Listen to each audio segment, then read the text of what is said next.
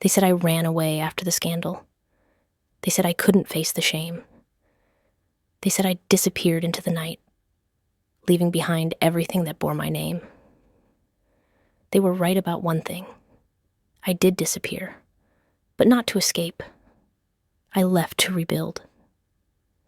10 years ago, I was Eleanor Langford, wife of Richard Langford, the man the newspapers once called the architect of American trust.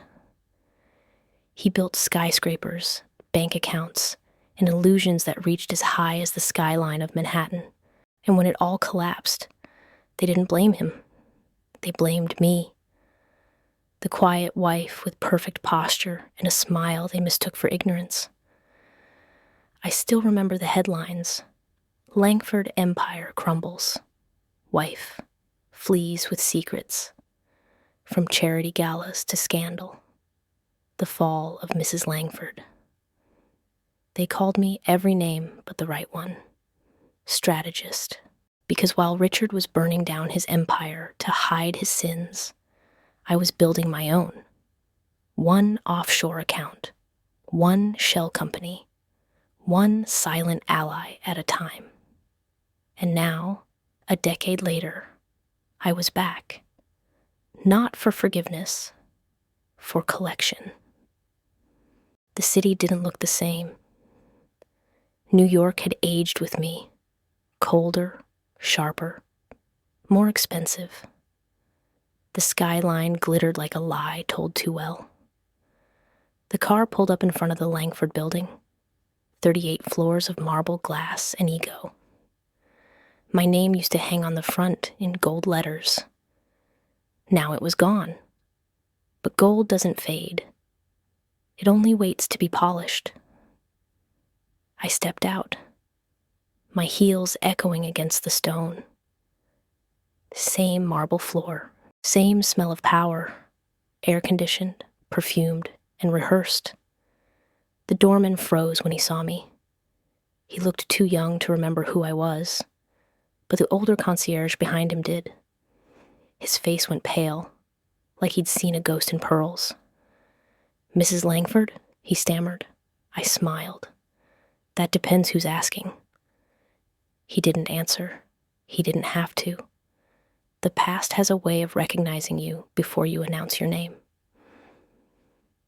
When the elevator doors opened, the silence was almost theatrical.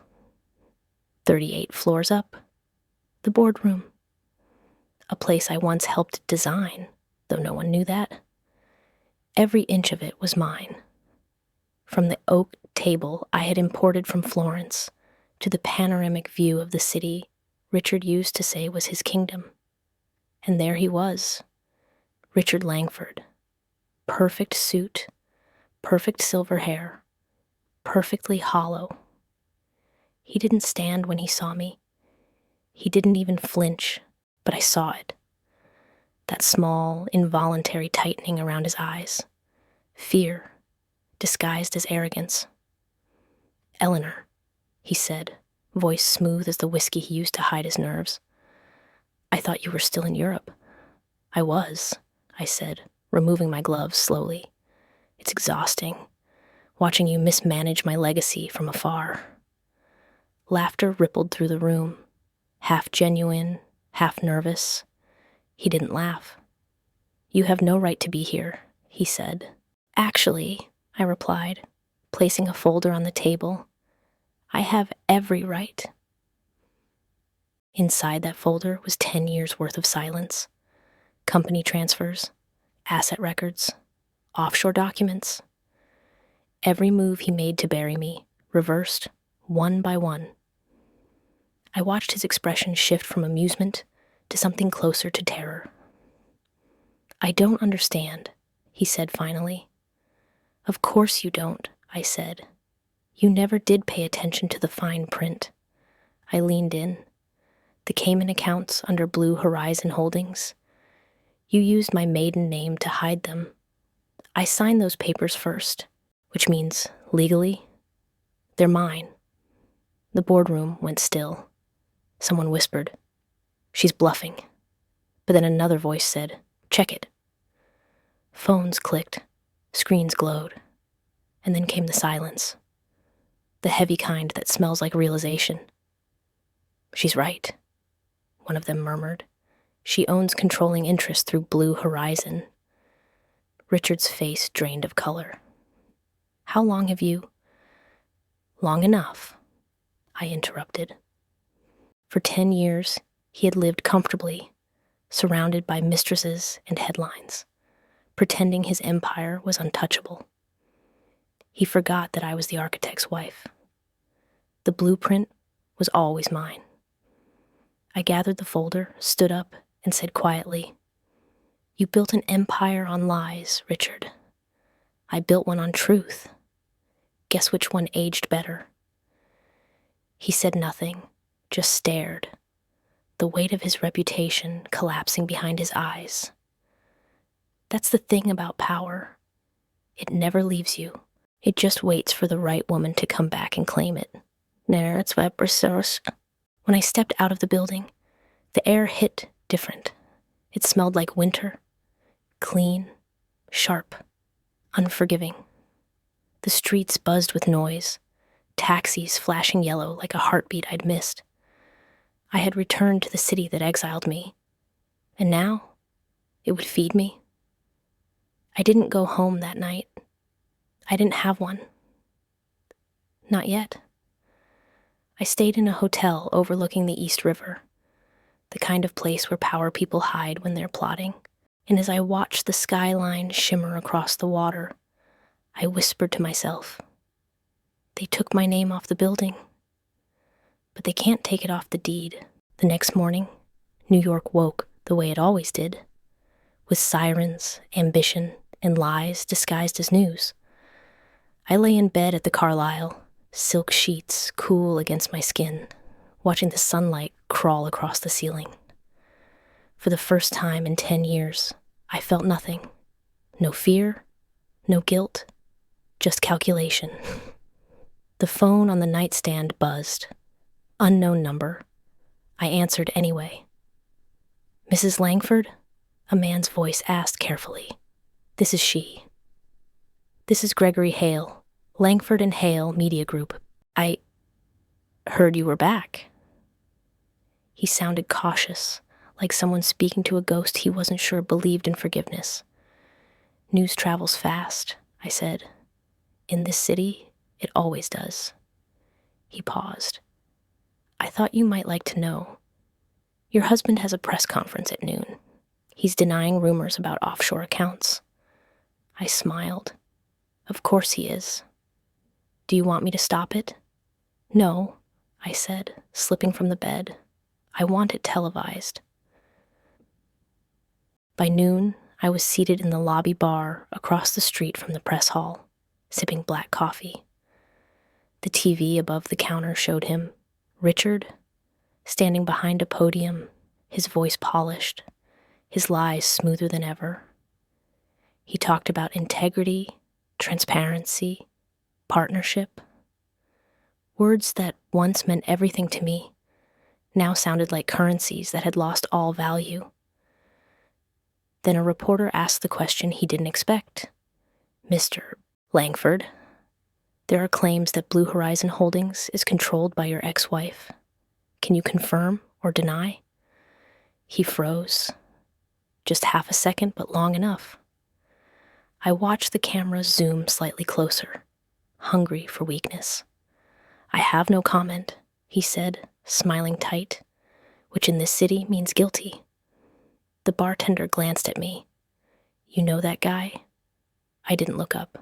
Used to. When the conference ended, I walked outside into the winter air. Reporters swarmed the exits, microphones like daggers, flashes like lightning. For 10 years, they'd written stories about me. Now they'd write them to me. A young woman brushed past, her camera dangling, and froze. "Wait, are you Mrs. Langford?" I turned slowly, let the pause stretch. "Yes." Her eyes widened. "They said you were gone. They were wrong." She lifted her camera. Of course, I said, straightening my coat. Just make sure the caption says, she came back. Not, she came back angry. There's a difference. That night, I met Gregory Hale at the Blue Raven, an old midtown bar where power brokers whispered between jazz notes. He looked older than I remembered, lines carved by a loyalty he couldn't afford. You really plan to take him down? He asked. I don't plan, I said. I execute. He laughed softly, then leaned in. You know he's still got friends on the board. If you want control, you'll need one of them. I already have someone in mind. Who? I smiled. His protege, the one he thinks is loyal. Gregory raised an eyebrow. David King. I nodded. Ambitious, clever, morally fluid, the perfect convert. He sighed. You never did come back small, did you? No, I said, finishing my drink. Women like me don't come back to apologize. We come back to audit. Proceed. The following day, I visited Langford Tower again. This time, I didn't announce myself. I simply walked into the elevator and pressed 38. Security hesitated, then did nothing. Old money opens doors faster than keycards. When the doors opened, I saw him, David King, standing at the window, city behind him, ambition in his eyes. Mrs. Langford, he said smoothly, this is a surprise. I doubt that, I replied. You don't strike me as the type who likes surprises. You create them. He smiled. I've heard stories about you. I hope they were accurate. They said you vanished. Correction, I said, stepping closer. I diversified. He laughed, nervous, curious. That's what they call revenge now? No, I said softly. That's what they call restructuring. I spent the next hour planting seeds. Offers wrapped as suggestions. Warnings disguised as flattery. David was sharp, but ego makes men transparent. By the time I left, he was already doubting his mentor. Down in the lobby, I passed a mirror. For a moment, I barely recognized my own reflection. The woman in the glass was colder, slower, more deliberate. Power had a shape, and I had finally grown into it. Outside, the sky had darkened to steel. Snow fell in tiny shards, catching the streetlights like diamonds. I walked without rushing, the city parts around me, a river of fear and admiration.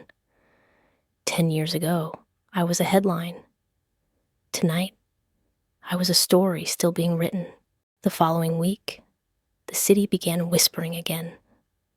Rumors spread faster than truth ever could. Mrs. Langford is back. Richard's ex owns half his holdings. Someone's rewriting the story. I didn't have to say a word. The world did it for me. Every morning, the papers mentioned my name. Never in full, just Mrs. L, or the former wife of the empire builder. They didn't dare speak too boldly yet. They were waiting to see which side of history I was building this time, and that's the beauty of silence. When you've been quiet long enough, your return sounds like thunder. A few days later, an envelope arrived at my suite. No name, just a wax seal. Richards. Inside, one line handwritten in his sharp, confident pen. If you wanted to destroy me, you could have done it already. So what do you want? I smiled. What I wanted couldn't fit in a sentence. It wasn't money. It wasn't apology.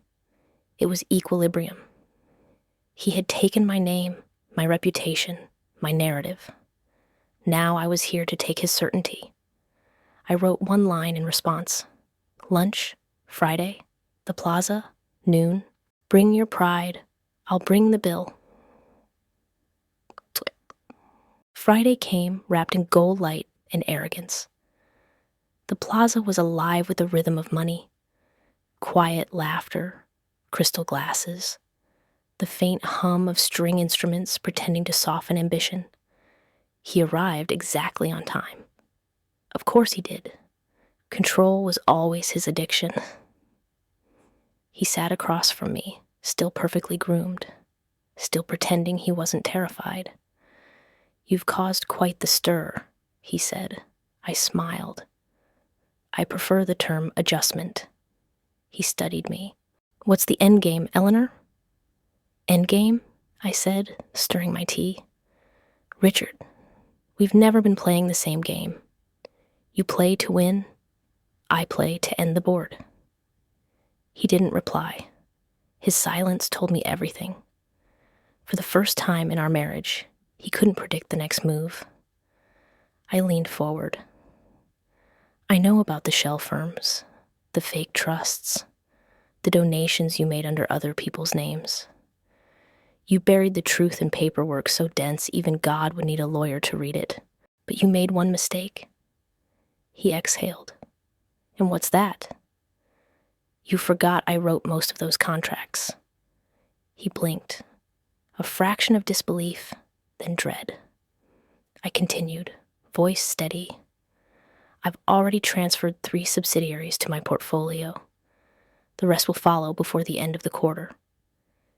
You'll still have your penthouse, your art, your little circle of worshippers. But the empire? That's mine now." He smirked faintly, clinging to arrogance. "You think they'll let you lead? You're still the woman they blamed." "Yes," I said softly, "and people love a redemption story, especially when it's funded." When the check came, he reached for it. I placed my hand on his. "Allow me," I said. "After all, it's technically my money." He froze. His hand trembled slightly.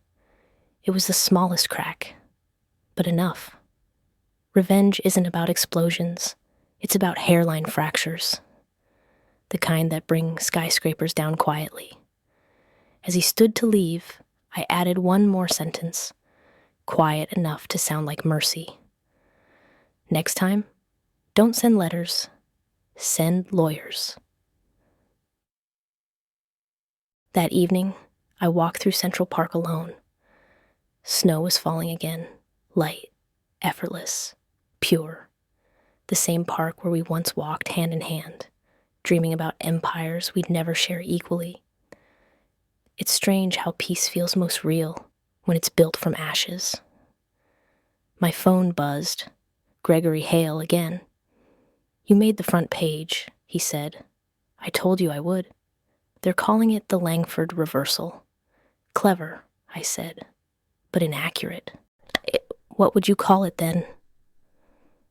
I stopped walking, watching the city lights shimmer through the snow. "The return," I said, "not of a wife, of an owner." Later that night, as I stood by my hotel window, the city glowing beneath me, I saw the Langford Tower, my tower, shining in the distance. I raised my glass of champagne toward it. "To the past," I whispered, "and to the next move." Because the first act of revenge isn't destruction, it's presence.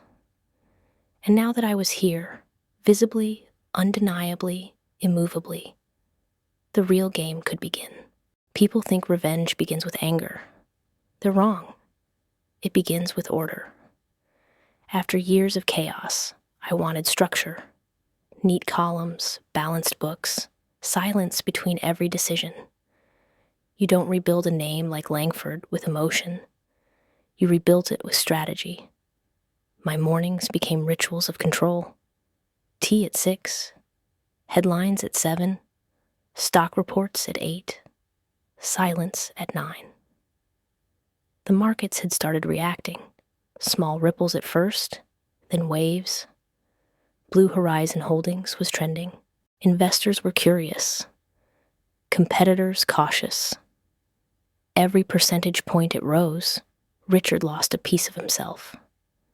I didn't need to make a single speech. Numbers were my voice now. Kapiten? I knew that to destroy a man like Richard Langford, you didn't aim for his money. You dismantled his network. The people who whispered his name at parties, the ones who called him visionary when he was merely deceitful. Take their loyalty, and his empire would starve. So I began to host dinners, small, elegant, ruthless. Every Thursday night at the penthouse of the St. Regis, I gathered the kind of people who thrive on power, investors, editors, politicians who pretend to hate gossip but live for it. They'd come out of curiosity, leave out of fear. At the first dinner, someone asked, "Mrs. Langford, are you really back to take over the company?" I smiled, slicing into my steak. "No," I said, "I'm back to remind them who built it." Laughter, polite, uncertain. The kind people give when they realize the joke isn't really a joke.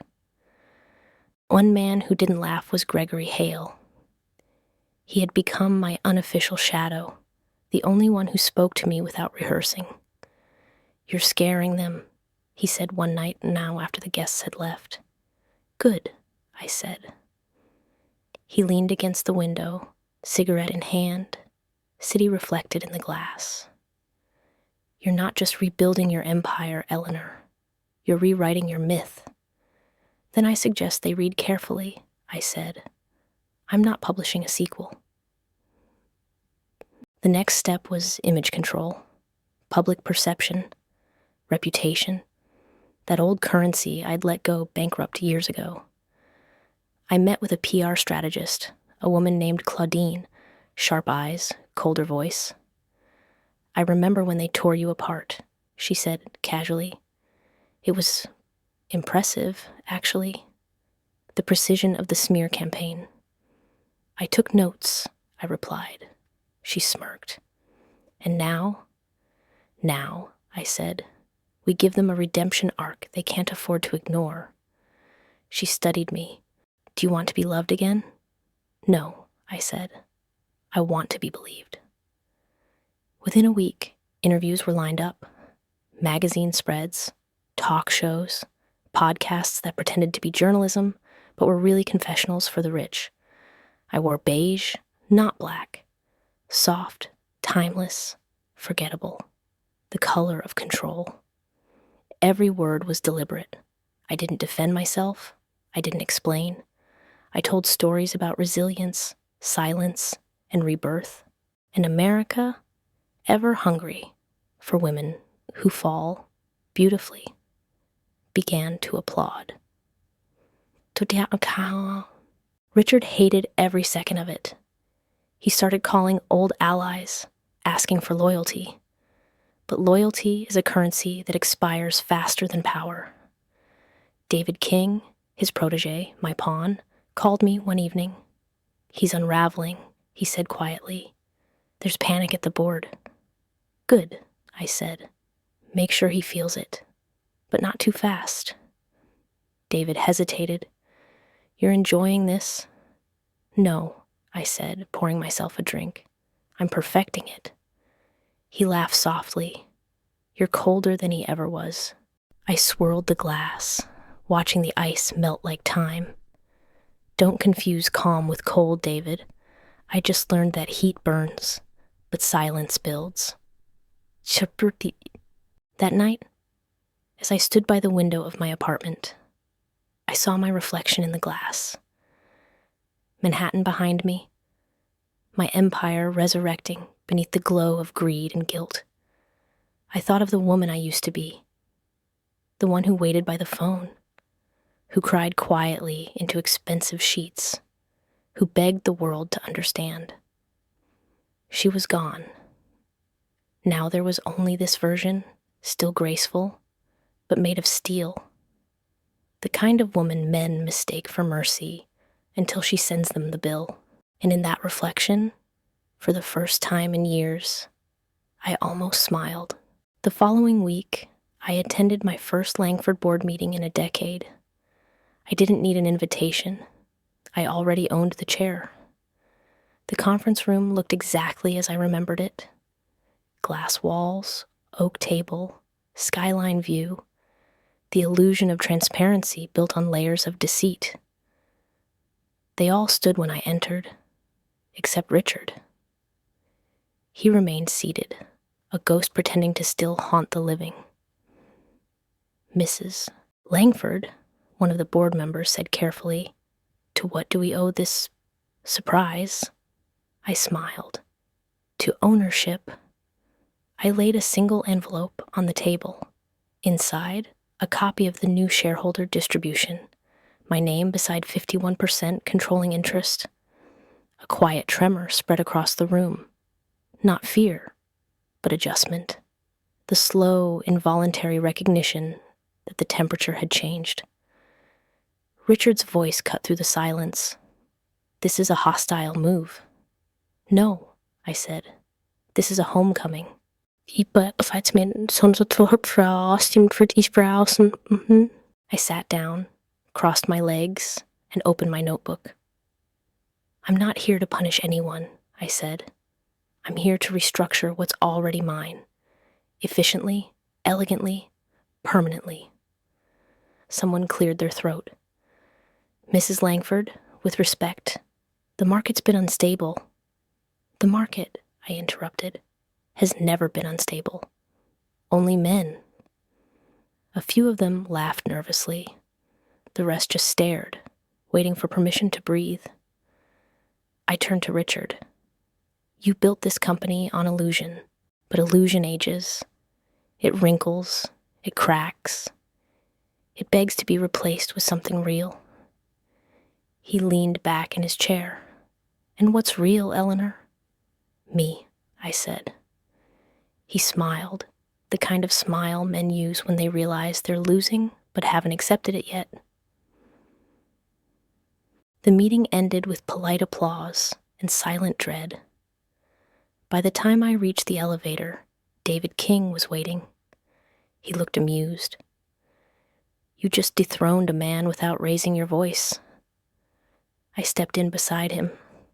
"Why shout when everyone's already listening?" He chuckled. "You know, Richard trusted me once." "Good," I said. "Keep pretending he still should." That night, the press broke the story. Eleanor Langford returns as majority shareholder. Photos of me leaving the tower, calm, unbothered, beige coat sharp against the winter light, flooded every outlet. Comments poured in. Some called it inspiring. Others called it terrifying. Both were accurate. The next morning, I woke to a dozen messages. The one that mattered came from Gregory Hale. "He's panicking, dumping stock quietly. You've got him cornered." I typed back, "Good. Let him dig. The deeper he goes, the quieter the burial." Defied defeat. 2 weeks later, I hosted another dinner. This time, smaller, more intimate, more dangerous. The guest list: 1 senator, 2 journalists, 3 CEOs, and 1 very nervous banker who'd helped Richard launder his lies. Everyone knew why they were there, but no one dared to say it. "I hear your husband's moving assets overseas," the senator said halfway through the meal. "Ex-husband," I corrected gently. "And no," I added, "he's not moving them. He's losing them." The table went silent. Power, when wielded softly, becomes intoxicating. They leaned closer, hanging on every word I didn't say. The journalist across from me, a woman with ambition in her lipstick, asked, "Are you planning a merger?" I smiled. "Always."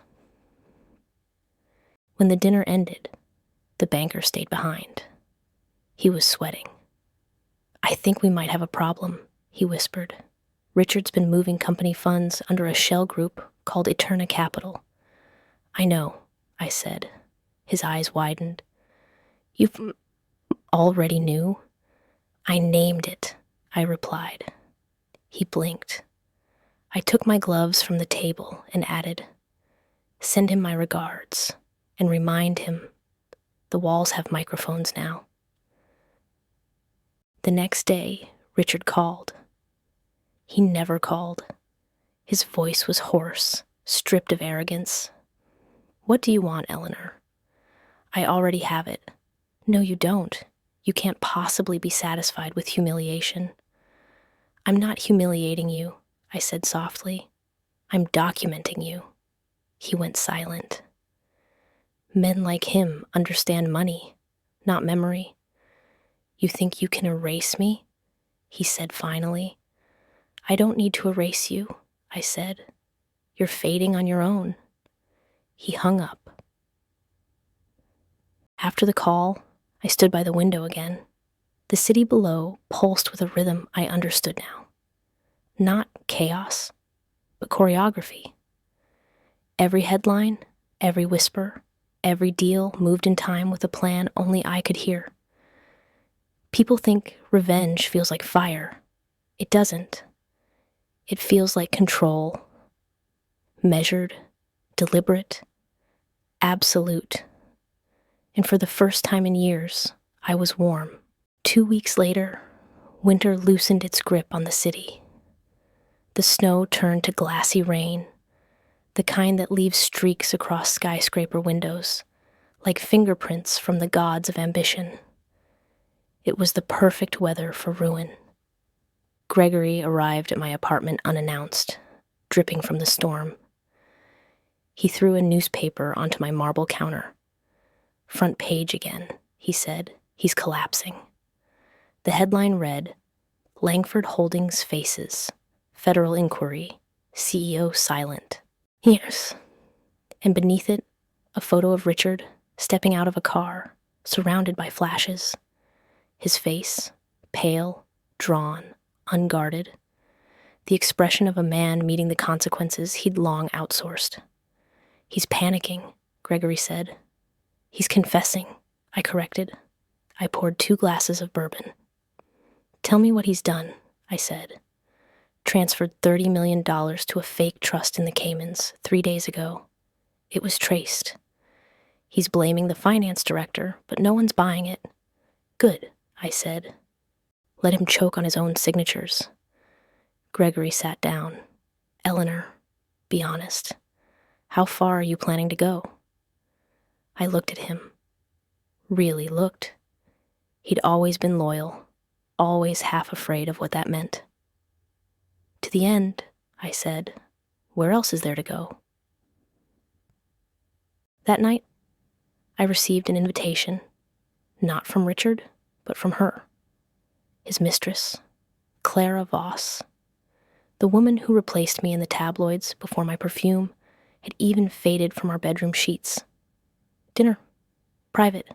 I think we should talk. See. I almost laughed. Mistresses always think they're the sequel. They never realize they're just another act in the same tragedy. Still, I went. Not out of curiosity, out of discipline. The restaurant was one of those modern temples of wealth.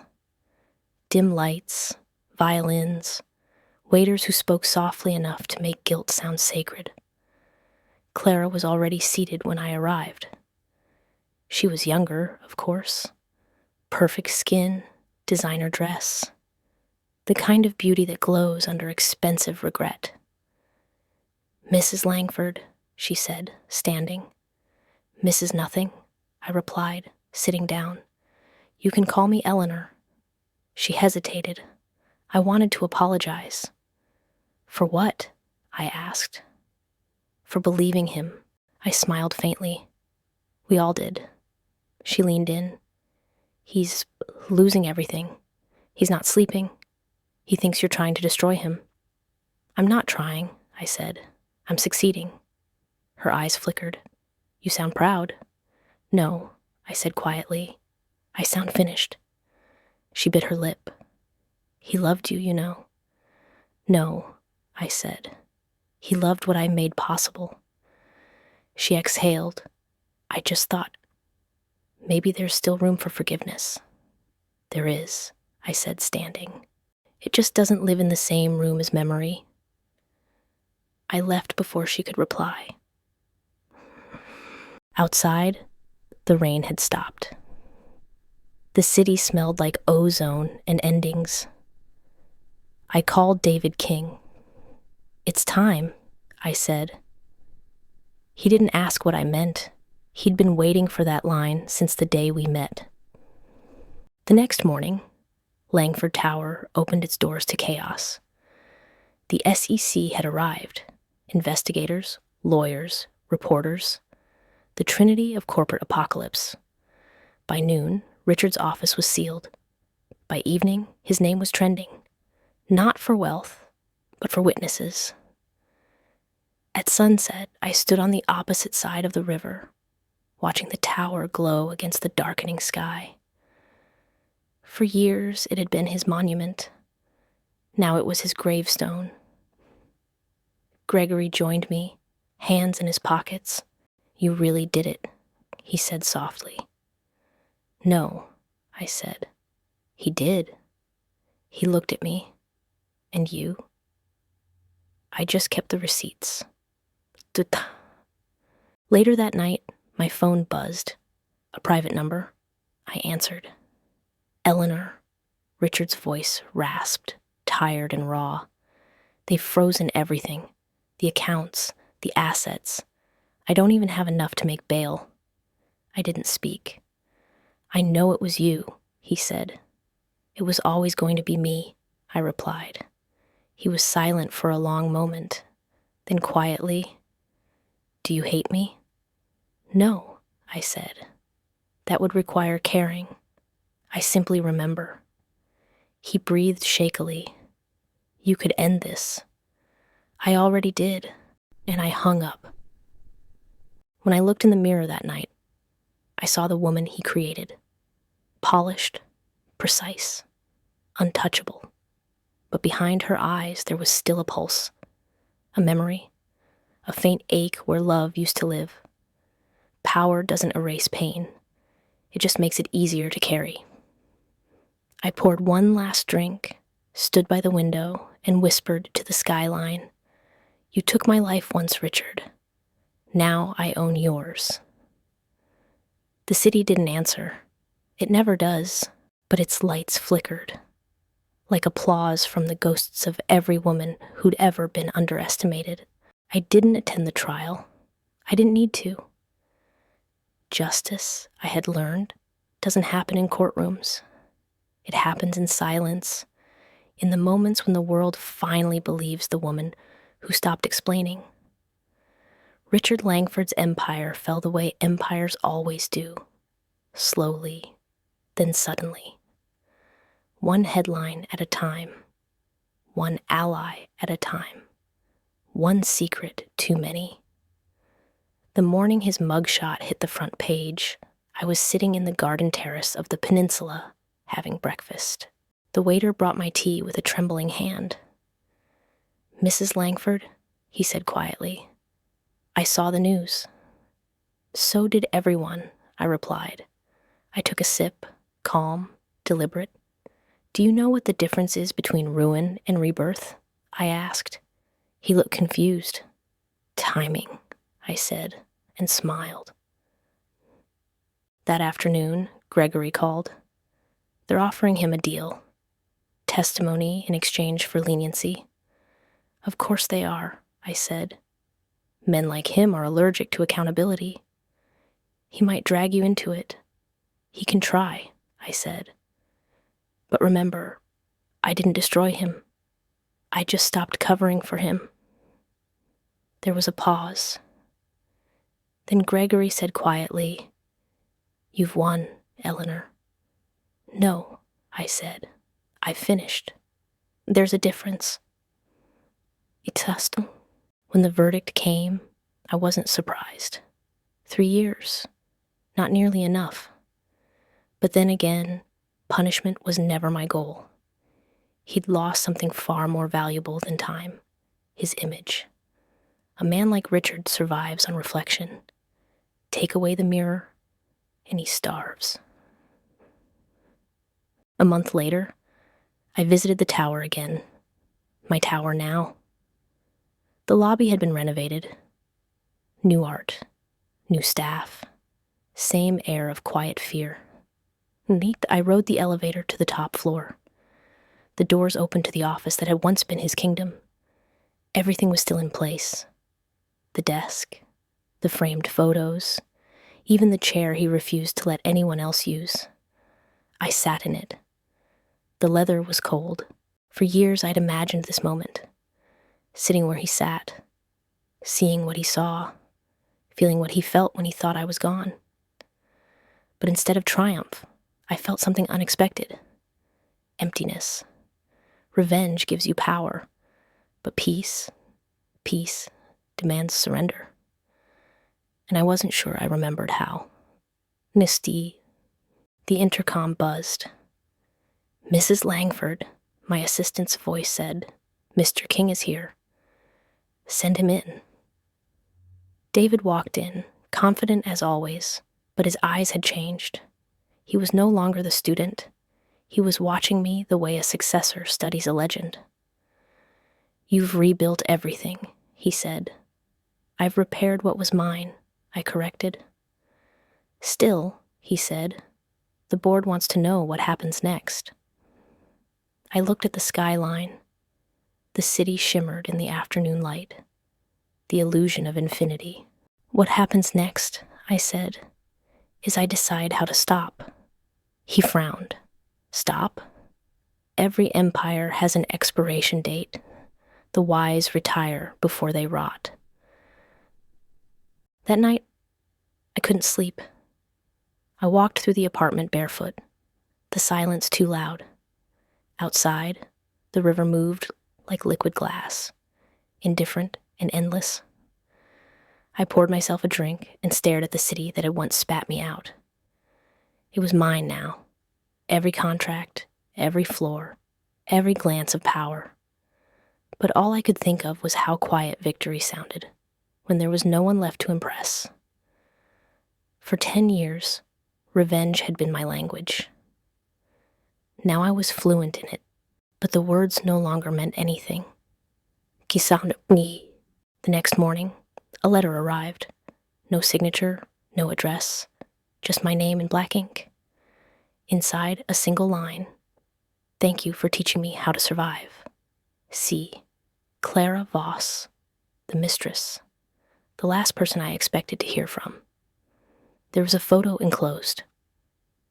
Her, standing beside a small storefront cafe with a for lease sign turned to open. I almost laughed. She'd taken my blueprint and built her own.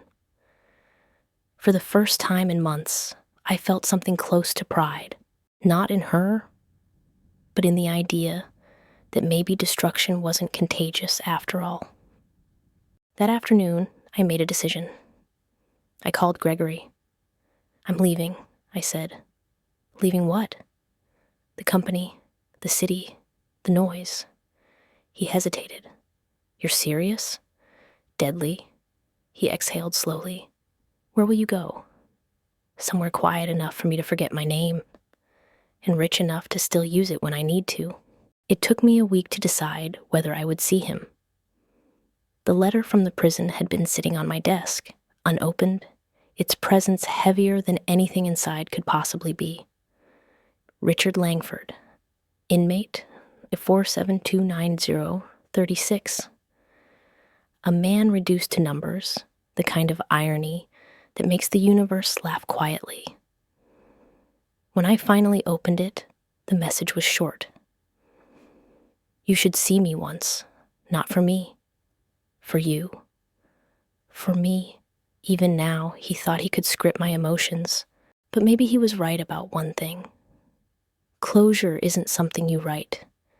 It's something you perform. So, I went. The federal facility was clean, efficient, soulless. Power has its own scent. Even when it decays, it lingers. The guard led me through sterile corridors, each step echoing off in concrete and memory. When I entered the visitation room, he was already there, older, thinner. His hair gray now, but his eyes, still that same arrogant blue that once made me believe he was capable of gentleness. "Eleanor," he said, standing. I didn't sit immediately. I just looked at him, studying the man who had once been the center of my world. He looked smaller without the suit, without the title, without the world kneeling for him. Like the scaffolding had been stripped away, and all that remained was the ruin. "You look well," he said finally. "I am," I said. "Enjoying your empire?" "No," I said. "I'm dismantling it." That made him smile, a shadow of the old smirk that used to drive entire meetings mad. "I always knew you couldn't resist control." "I'm not controlling anymore," I said. "I'm cleaning." He sat back. "You came here to gloat?" "If I wanted to gloat, I'd have sent flowers." He leaned forward. "They said you were cold, that you ruined me for sport. They overestimated how much of my life I still had to waste on you." He laughed once, bitter, empty. "You think you're any better? You built your revenge out of the same greed I used to build my career." "No," I said. "You built to be admired. I built to survive." He fell quiet, eyes narrowing. "You could have left it alone." "I did, once, and it destroyed me." For a long time, we sat there in silence, the hum of fluorescent lights between us. It was almost peaceful. Two ghosts finally acknowledging the grave they'd built together. "Do you hate me?" he asked again. I looked at him, the man who'd once taught me how to wield charm like a weapon, who'd convinced me that love and debt were the same thing. "No," I said. "Hate is a luxury. I only invest in returns." He frowned. "What does that mean?" "It means," I said softly, "I forgave you the moment you became irrelevant." He exhaled, long and slow. "I never thought you'd win." "That's because you never thought I'd fight." When the guard announced time, I stood. He didn't move. He just looked at me with something I'd never seen before. Not anger, not arrogance, recognition. "Eleanor," he said quietly, "you'll never be free of me." I paused at the door. "I already am," I said. "You're the one locked inside." I left without turning back. Some exits don't need witnesses. Outside, the winter air hit like baptism. The sky was wide and pale, the kind of gray that swallows everything. Sound, memory, guilt. I stood by the gate for a moment, watching my breath rise like smoke. The woman who walked into that prison was a strategist. The one walking out was something else entirely. Free, yes, but empty in the quiet way power leaves you when it has nowhere left to land. I called Gregory. "It's done," I said. "You saw him?" "Yes," and I didn't recognize the man. He was silent, then softly, "That's how you know you've won." That night, I didn't go home. Home didn't exist anymore, just property. I drove instead to the coast. The road stretched long and merciless, like memory refusing to die. When I reached the Langford beach house, the one the tabloids once called her gilded exile, I unlocked the door, walked through the empty rooms, and felt nothing. The walls still whispered the old life, but it no longer belonged to me. In the living room, I found the old photo of us, the one from the groundbreaking ceremony of Langford Tower. We were younger, hungry, perfect.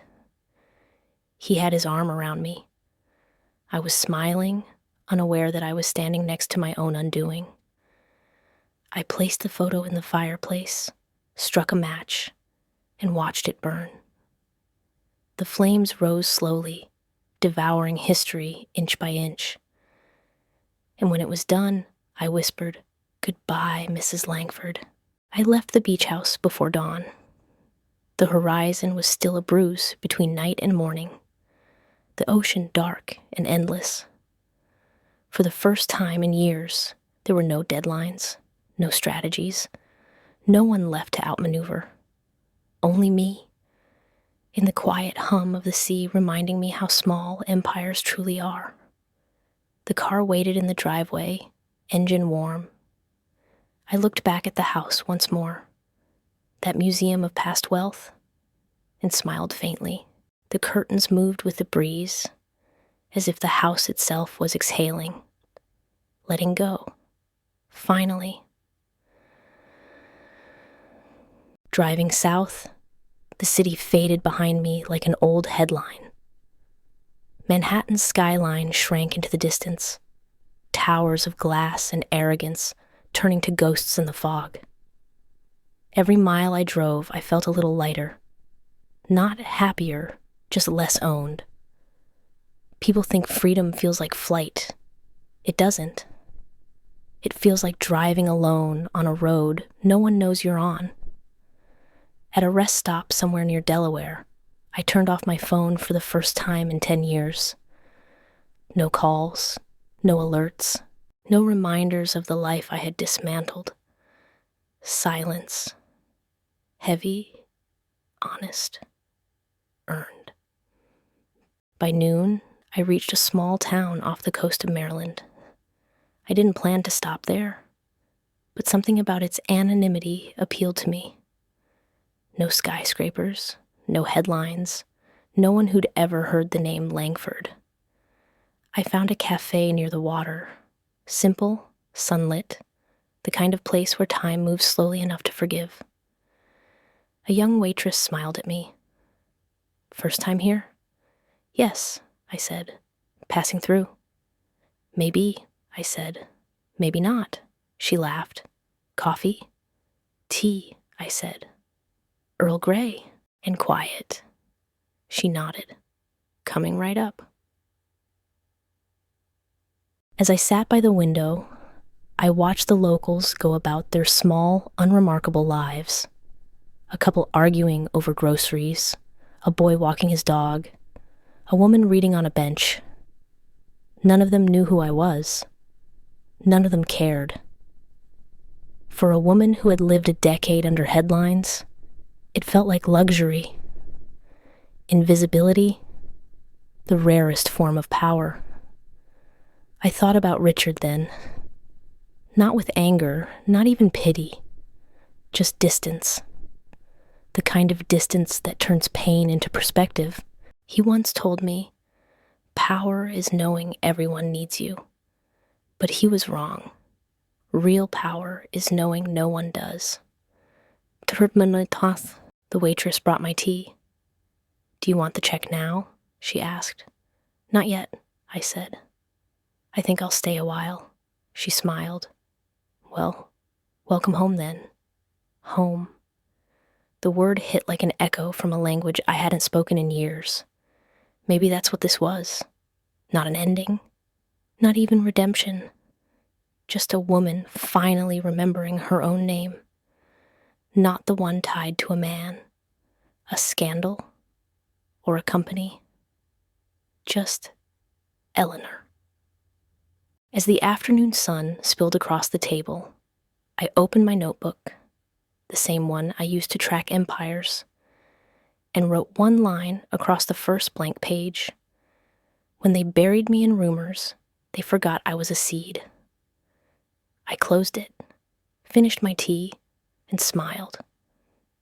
Some stories end with victory, others with loss. Mine ends with neither. Mine ends with freedom. I paid the bill, left a tip too generous for the simplicity of the meal, and stepped outside. The wind carried the scent of salt and renewal. Somewhere behind me, New York continued its endless performance. Another woman rising, another man falling, another empire pretending to be eternal. But none of it belonged to me anymore. And that was the point. As I walked toward the pier, the sky broke open into light. The ocean shimmered like glass, endless and uncaring, and for the first time in a decade, I didn't look back.